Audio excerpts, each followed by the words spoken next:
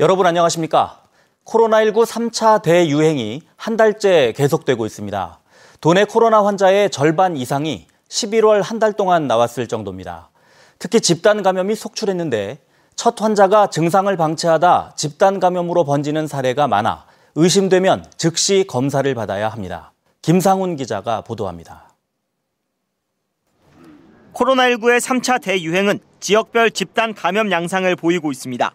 강원도에서도 지난달 초부터 한 달 동안 10개가 넘는 집단에서 각각 수십 명씩 환자가 발생했습니다. 대부분 직장이나 군부대, 김장처럼 소규모 모임 위주로 바이러스가 퍼졌습니다. 특히 집단 감염에서 가장 처음으로 확진 판정을 받은 지표 환자가 일주일 넘게 증상을 방치해 N차 감염으로 이어지는 사례가 전국적으로 20% 정도를 차지했습니다. 춘천 43번 환자는 증상을 느끼고 12일 만인 지난달 19일 확진 판정을 받았습니다. 이후 가족은 물론 가족의 직장 동료들까지 확진됐고 심지어 직장 동료의 가족들까지도 감염됐습니다. 결국 N차 감염으로 춘천에서 19명, 화천에서 2명 등 21명이 집단 감염됐습니다. 원주에서도 비슷한 사례가 있었습니다. 의료기기 판매 업체 60대 직원이 2주가량 증상을 느끼면서 계속 출근을 했는데 확진 판정을 받은 겁니다. 특히 의료기기 체험 판매와 설명 과정에서 직원과 이용자들이 마스크를 잘 착용하지 않아 바이러스는 빠르게 확산됐습니다. 의료기기 직원들과 방문자, 이들의 가족, 접촉자들까지 26명이 무더기로 감염됐습니다. 게다가 의료기기 업체 특성상 감염자의 70%가량이 60대 이상이었고 이 가운데 2명은 치료를 받다 숨졌습니다. 방역당국은 증상이 있다면 무료로 검사가 가능하다며 빠른 진단 검사를 당부하고 있습니다. 가능한 한 빠르게 검사를 받고 그다음에 N차 유행으로 넘어가지 않도록 이렇게 하는 것들이 하나의 전략적 목표가 되겠습니다. 전문가들도 증상 발현 전후로 감염력이 가장 높다며 경미한 의심 증상에도 가족 간 접촉을 피하고 검사를 받아달라고 설명했습니다. MBC 뉴스 김상훈입니다. 한때 유행처럼 번졌던 지자체의 농촌총각 국제결혼 지원 제도가 점점 없어지는 추세입니다. 성불평등, 매매혼 조장 등이 시대에 맞지 않다는 논란 때문인데 여전히 도내 많은 시군에서 이 제도를 운영하고 있습니다. 농어촌 복지와 인구 증가를 위한 예산 지원이 실효를 거두기 위해선 고민이 필요해 보입니다. 박은지 기자입니다. 이른바 농촌총각 장가보내기 프로젝트로 이름난 국제결혼 지원제도. 도시민에 비해 이성과의 만남의 기회가 적은 농촌총각을 위해 국제결혼에 필요한 중개비나 항공료 등을 지자체 예산으로 지원하는 겁니다.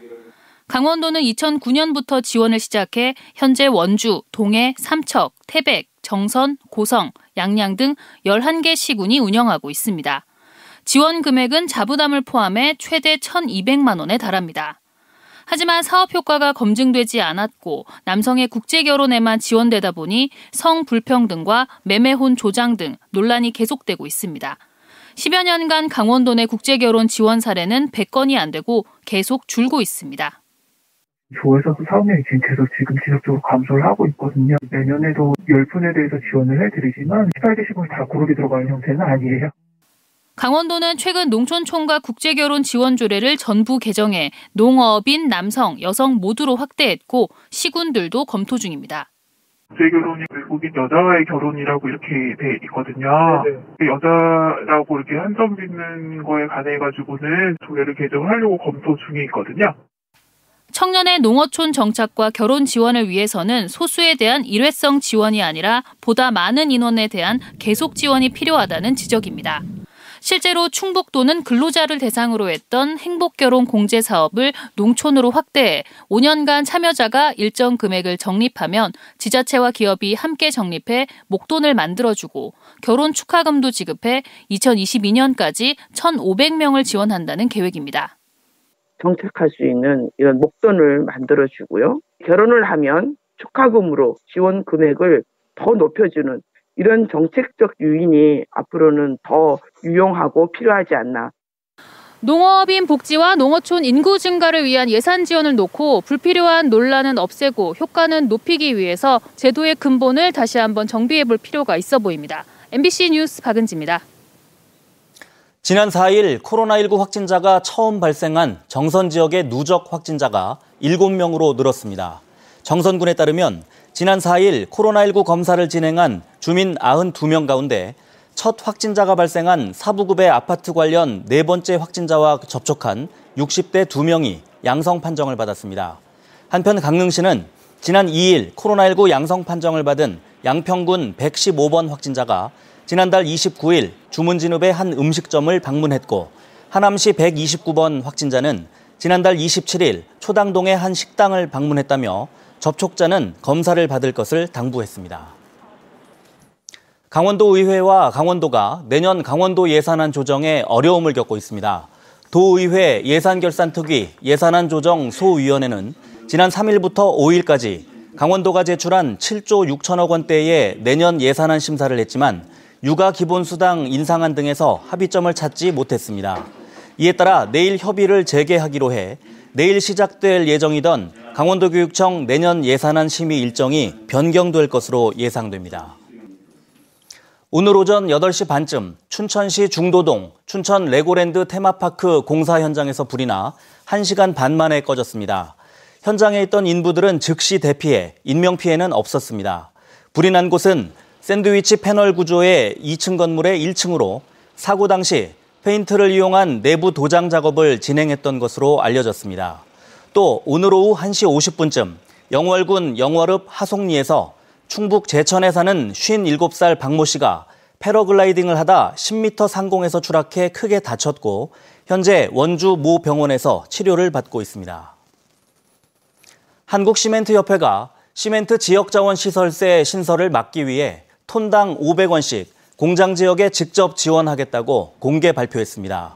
시멘트협회는 주말에 긴급 발표한 입장문에서 톤당 500원이면 연간 250억 원이 공장 지역에 지원될 거라며 지자체와 주민, 시민단체 등으로 위원회를 꾸려 기금을 투명하게 운용하는 방안을 제시했습니다.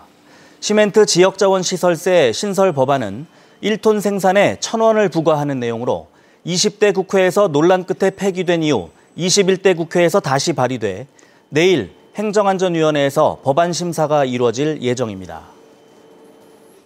겨울철 야생동물 보호를 위해 이달부터 내년 3월까지 야생동물 밀렵 밀거래 집중 단속이 이루어집니다. 원주지방환경청은 생태경관 보전 지역과 수렵장 등 밀렵이 우려되는 지역을 대상으로 해당 지자체, 야생생물관리협회 등과 함께 밀렵행위 근절을 위한 합동 단속을 벌인다고 밝혔습니다. 밀렵신고 포상금제도 함께 운영해 멸종위기종 밀렵자를 신고할 경우 최고 500만 원까지 포상금을 지급하며 야생동물 보호를 위한 불법 엽구류 수거와 서식지를 중심으로 한 먹이주기 행사도 병행할 방침입니다. 도내 해양수산 예산이 국회 예산심의 과정에서 증액돼 관련 사업 추진에 탄력을 받을 전망입니다. 해양수산부는 해양관광과 지역활력 제고 분야에서 고성군 해양심층수 수자원센터 운영과 장비 구입에 필요한 예산이 5억 원 늘었다고 밝혔습니다. 또 강하구 연안 쓰레기 처리 예산이 7억 원 증액돼 해양 쓰레기 처리 사업비가 35억 원으로 늘면서 태풍과 집중호우로 발생하는 해양 쓰레기 처리가 수월해질 전망입니다. 원주시가 코로나19 확산을 사전에 차단하기 위해 선제적 검사를 이어갔습니다.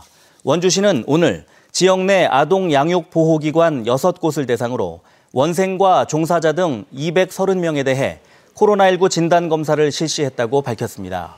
이에 앞서 지난 1일부터 나흘 동안 지역 내 중소병의원 17곳을 대상으로 의료진과 종사자 1,102명을 검사한 결과 모두 음성으로 확인됐고, 지난달에는 요양병원과 정신병원, 노숙인 시설 등 고위험 집단시설 116곳에 3,468명을 검사해 모두 음성으로 판정됐습니다.